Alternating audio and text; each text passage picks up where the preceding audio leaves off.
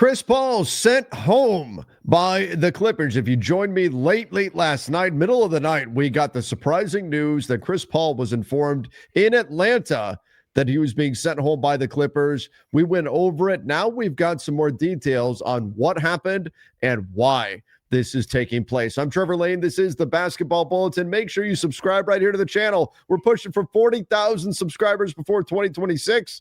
Please help us out. Make sure you hit that subscribe button. Oh, by the way, we're also going to talk about, this Giannis guy requesting a trade. We'll talk about that as well. Joining me is Donnie Freeman. Donnie, you're welcome for not waking you up in the middle of the night last night to join me to talk. People in the chat were asking me, call Donnie. Like, no, I'm not waking the man up. It was like almost 1 a.m. Pacific time. No, by that time I had just gotten a good sleep because I went to bed at like 11:30. So by that time I probably just hit the deep sleep. I wouldn't have heard it anyway. So, but yeah, they love dropping overnight news. So, guys, Trevor, if you ever thought he ever got any sleep, if you were under any suspicions, he does not sleep. So he's always. I'm like Chuck Norris. I don't sleep. I wait. Chris Haynes said weeks ago, Chris Paul requested to have a meeting with Ty Lue to discuss allegations of being a negative presence on the team. Lue refused to meet with him. Lawrence Frank traveled to Atlanta to deliver the news of parting ways. Paul desired his final season to be with the Clippers, and the Clippers got stuck at the Miami airport for 6 hours due to mechanical issues. That's why they got to Atlanta so late, and that's why Chris Paul was told essentially in the middle of the night rather than earlier on, because it really didn't come across, like the timing of it didn't come across great. The Clippers play in Atlanta tonight, and you tell Chris Paul it was 2 a.m. Eastern to 2:30 a.m. Eastern time, something like that. Yeah. That's when they deliver the news rather than, you could have told the man while he's back in LA. They knew. They didn't just decide then, right? Like you could have told him at any point. Right. That doesn't look great that you tell him in the middle of the night on the road, and now he's got to go jump on a flight back to LA. Yeah, that's kind of shitty. Like frankly, I think that all of this comes off pretty weak. Firstly, like, what do you mean he wanted to talk about allegations and Lue basically ducked him? He was bobbing and weaving and avoiding him with everything he had. And the next thing he knows, oh, actually, we're sending you home. That's kind of crazy to me. Yeah, it makes me think that there's more to this. Like, what was being said? What was so bad that Chris Paul was doing that that the coach, whose job it is to communicate with the players, doesn't want to communicate with him. Now, there's some other reporting out there that essentially what happened was Chris Paul was holding teammates, coaches, and management accountable. And they didn't like that. This was from Shams Charania, who added to the story this.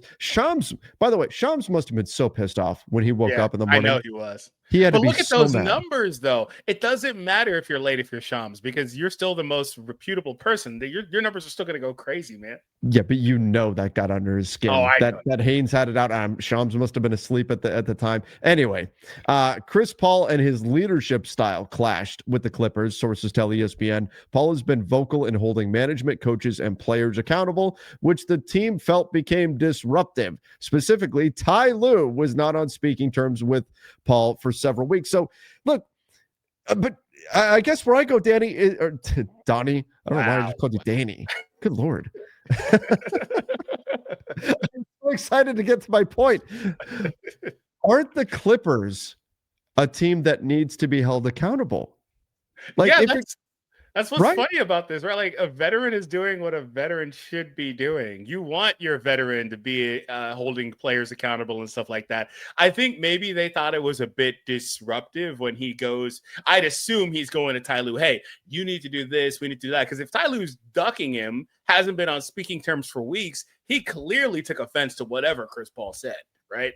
And then management, too, like they clearly made a collective decision that this is a little bit too much. And Chris Paul has been known for that in the past. I don't mind it so much just in general, because you kind of know what you're, again, signing up for. And you want your veteran to do that, at least for the players. But maybe they felt like he overstepped. Exactly. And look, Chris Paul is known for being, a little bit rough around the edges with stuff like that. But the Clippers are 5-16. They suck. They look miserable out there on the floor. They look like they don't want to play on the same team. And maybe Chris Paul is being too negative, but like they probably need to be taken to task. Yeah. So what happens now? Because cap-wise, there's some very specific things that can and cannot happen. And I think it is possible that we have seen Chris Paul play his final game. We're going to get to that next. Plus, Giannis requesting to be traded, what that could mean too. We'll be right back in 1 minute. Ever hear the Sleeper app? Here's a little secret. It's more than just a platform for season-long fantasy leagues. This year, millions of users enjoyed playing fantasy sports on Sleeper, but the app offers so much more. Live stats, real-time updates, and visualizations on all stats. A news feed, this is so important for me. You can get lightning-fast updates on your favorite players and teams. A real-time chat to allow you to engage with other users about individual plays and performances during the NFL and NBA seasons. So download the #1 sports app today. Experience it for yourself. When you use promo code Bulletin, you get up to a $100 match on your first deposit. Terms and conditions apply. See Sleeper's terms of use for details. Currently operational in over 25 states. Check out Sleeper today. And by the way, they do have a phenomenal promo going on right now as well. Free $20 entry. Go check that out. No deposit required. $20 entry for free. Go check them out. Use the link in the description down below, and that promo code is Bulletin. All right, so Donnie, the Clippers put out a couple of statements already in which they were very specific that Chris Paul is not to blame for us winning or losing. I mean, not winning. Chris Paul, not that Chris Paul has had a great season, but that he is not to blame for the losing. And in fact, Lawrence Frank said the losing is on me and all of that. Look, the Clippers need to look around and say it's on all of us, right? That really needs to be part of it. And perhaps some of it is also on Father Time. But now we get into an interesting situation where the Clippers, while they're sending Paul home, I've seen some folks aggregate the news as Chris Paul being waived. He's not, because they can't. They can't waive him right now because the Clippers have 14 players under contract, which is the league minimum. You must have 14 players under contract. And if they were to waive him because they're hard capped at the first apron, they couldn't sign anyone to replace him, which means they could not get back to 14 players under contract if they waive Chris Paul right now. They can duck below the 14 player minimum for a total of 14 days. That's it. So if the Clippers were to waive Chris Paul right now, they would not be in NBA compliance in 2 weeks and would have no way to fix that problem aside from making some type of a trade. They also cannot trade Chris Paul right now. He's not trade eligible until December 15th. When we get into January, they will hit a point where the veteran minimum will prorate enough to where the Clippers could waive Chris Paul and sign someone else. We're not at that point right now. They're too close to the hard cap that they've got at the first apron. So that's why we're hearing Chris Paul is being sent home and not Chris Paul is getting waived. The Clippers cannot waive Chris Paul right now unless they have some sort of a trade lined up in order to fill a roster spot, because otherwise they would run afoul of NBA rules. So this means, Donnie, that we're going to wind up with a scenario where Chris Paul is sitting at home and it's going to be a waiting game now to see what ultimately happens with him. Are we so sure the Clippers are averse to running afoul of NBA rules? Well, they typically aspire not to. But you never know. I mean, I think if they had their choice, they want Chris Paul to make like a tree and leave. Oh, dang. That's terrible. That one was terrible. Where do you even go from there? That one was just really bad. And the other problem is, where would Chris Paul land? I've already seen some people say that he should land with the Lakers. I don't think that he makes sense as a Laker for what the team needs. But he does have very deep roots in LA. Oh my God. It's just, again. Yeah, it's the prophecy finally being fulfilled, right? He finally lands on the Lakers after all these years, like a decade plus, right? Pretty nice. Basketball reasons. Yeah, it's fulfilled finally. I think the only reason they would do that is if they can't do it anyway either, because they've got to wait as well. But I guess that would all kind of line up at the same time, to be fair. Where they'd be able to sign him. But the only reason reason why is because maybe they pull a trade off and get Gabe off the roster. Maybe they want another backup ball handler. Maybe they want to bring another old guy in to hang out with LeBron. I don't know. But there's no other reason. And LeBron was very vocal about that last season about having Markieff traded. He was like, I finally have someone I could talk to, you know? Right. If you notice, he seems pretty close to Gabe, too. I wonder if it's just some of that just he feels he doesn't really have peers on the roster, age-wise. Anyway. These damn kids. Exactly, right? Like, he's like so much older than everybody else. Anyway, like, I wonder about, like, I don't know if there's a great destination for him. It certainly is possible this is the final time he plays, but I don't think he's going to go out like that. I think somebody will do him a solid. Somebody will pick him up. And, you know, a name that kind of stands out to me, they don't need him at all, is OKC. And just because of his roots there from Hurricane Katrina, you know, they love him over there from the couple of seasons he played. Now, I guess my question would be, does anybody want Chris Paul on their team right now? Yeah. And then does Chris Paul, I mean, a big part of where he went this past summer, it was going to be the Clippers or Phoenix because he wanted to be close to LA. Mm-hmm. Does he walk that back for a few months, essentially, if we're talking about him not actually hitting free agency until sometime in January? Does he walk that back in order to finish his career the way that he wants? Because that's the other piece to this. And that's what I think people are so upset with the Clippers about. Is that Chris Paul is on his farewell tour. He's retiring at the end of this year. He is the greatest Clipper of all time, in my opinion. Some people will say Kawhi. Some people will say Blake Griffin. Some people will say Bill Walton, right? Like I think Chris Paul is the greatest Clipper of all time.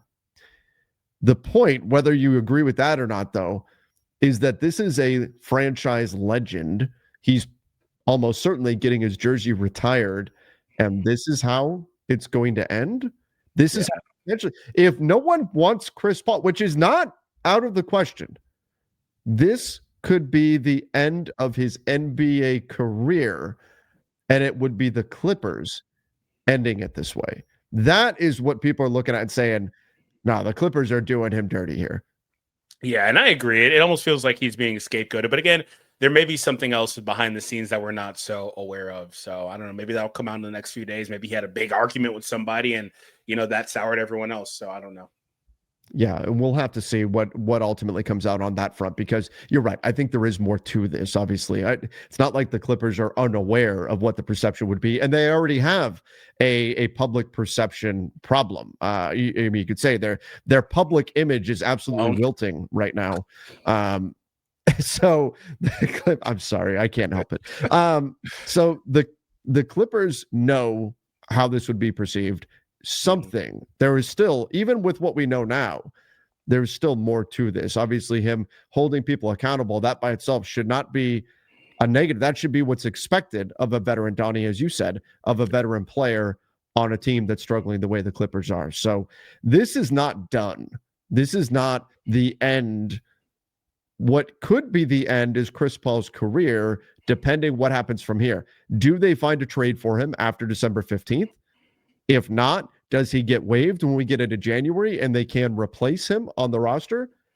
And then if and when that happens, does any team want to sign him to let him finish his career the right way? A lot of questions still to be answered. Yeah, I agree with you. All right, let's jump over to this Giannis situation. Brian Windhorst revealed that Giannis Antetokumpo already asked for a trade from the Bucks before the season started. Now, we know he had eyes on the Knicks, and that the Knicks and the Bucks had conversations, and the Knicks thought the Bucks were asking for too much, and the Bucks thought the Knicks didn't offer enough and weren't serious about it. The Knicks thought the Bucks weren't serious about really trading him, and all of that. The way this season has gone in Milwaukee is exactly how, if you were a team that would like to trade for Giannis, is exactly how you would want the season to go. The Bucks have been awful anytime Giannis doesn't play, and when he does play, they're just okay, but not really a threat to anybody. So it's not looking great for the Bucks. Now, they are right now the 11th seed in the East. They're 9-13. Is it possible that Giannis is going to ask out again? Yes, but it does seem like it would be more of a summertime move than a trade deadline move. Yeah. But if Giannis already requested a trade, perhaps that got walked back or something and he committed for the season. I've seen that speculation out there a bit. But right now, the way the season is playing out for Milwaukee, I think is putting us ever closer to Giannis leaving the Bucks, which Bucks fans, before you get all upset, is not what we want to see. It's not what I want to see. I hope he stays with the Bucks forever. I hope he retires a Milwaukee Buck, because frankly, it doesn't happen enough in today's NBA. I would like to see him stay with the Bucks. Yes, every time we talk about something like this, somebody's always mad at us, and it's like we're just reporting on what we see. It's all SMH. The media wants him to leave Milwaukee. Yeah. I do think that this is something that's better suited for the offseason. There's only a couple of months from between here and the deadline. You'd have to imagine that we would get more information sooner than later if this is something they try to pull. But I don't know if you saw that stuff floating around yesterday of him like pulling all the stuff off his social media and stuff like that. Did you see that? Oh, Donnie. Wait. On topic, we've got breaking news. Oh no! What happened? Oh man, Giannis Antetokumpo and his agent Alex Saratzis have started conversations with the Milwaukee Bucks about the two-time NBA MVP's future and discussing whether his best fit is staying or elsewhere. A resolution is expected in the coming weeks. Wow. See, well, this seems like he says in a coming weeks. Now, that doesn't mean that he can't wind up staying for the rest of the season. But this is pretty interesting for sure. Like I was saying, it looked like, I don't know if that was completely factual, but he had pulled stuff off social media seemingly. And this comes out today that they had, requested a trade prior to the season starting. It did seem like he recommitted, but they're playing terribly. And I think that the one saving grace for the team was if they were able to come out and look pretty good. We had said repeatedly, like, it's going to require a level of play from Giannis that we have not seen before, frankly, if they're going to even have any chance at all. But that was the one saving grace. But without him, they floundered. He's come back and it's still kind of So they're struggling. Maybe this is a trade. Maybe this is a trade deadline thing. Yeah. After all, if this is now where we're at with Giannis Antetokumpo, Donnie, if this really happens, where the Bucks are going to start listening to offers, 29 teams are making that call. Oh man, yeah. Oh my God, but this is the one thing. I'll say this, and we'll end on this. This is the one thing that you would have hoped to have seen in the Dallas situation is put it out there, start the sweepstakes, right? Like if you're a Dallas fan, like the Lakers fan, you don't want that. But if you're a Dallas fan, that's what you want. Put it out there, start the sweepstakes. And if you're Milwaukee, if you are committed to this, if you get to the point where you need to do this because he asks you to, get back the best. The question is from here, like, is it rebuild? Like, what are you doing? Right? Like, who are you? I guess it depends on who they get back. Especially now they've got Dame's dead money on the books. Plus they traded for Miles, or they went and got added Miles Turner, signed him. That's tough in Milwaukee, what they're going to do. My goodness, man. We should have led with this. We didn't. Man, if we had started at noon, we would have been fine. My goodness. So Giannis got the last laugh. This pushes us closer to Giannis being officially on the market and available.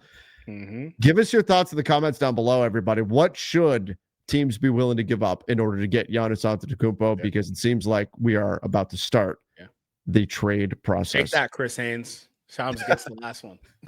That's exactly what Shams said. As Shams was tweeting that, Shams went, "Suck it, Haynes," and hit the tweet button. No, he let Haynes have that one. He was awake. He let Haynes have it because he's like, I got other things. I got something else cooking. That's what Shams did. Okay. Everybody give us your thoughts in the comment section down below. Don't forget to subscribe right here to the channel. Till next time, everybody. See ya and stay safe.